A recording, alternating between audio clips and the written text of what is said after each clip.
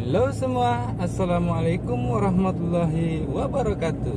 Bagaimana kabarnya teman-teman?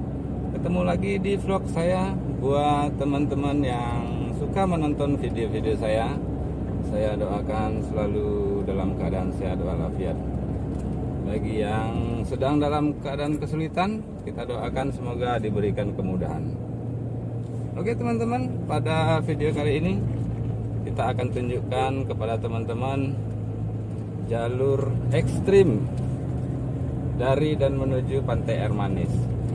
Ya, teman-teman, kita baru saja keluar dari Pantai Air Manis dan ini adalah pendakian pertama. Buat teman-teman yang diberikan kesempatan dan diberikan rezeki, saya doakan insya Allah hati-hati pada saat berkunjung kemari.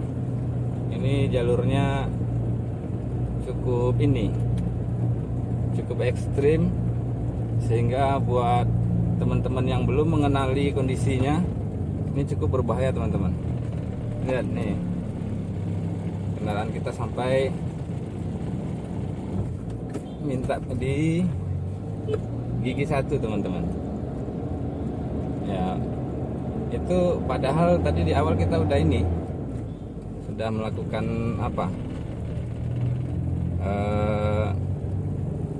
gas di awal, tapi memang treknya berat. Oke teman-teman ya, kita nikmati sejenak perjalanan dari dan menuju Pantai Air Manis.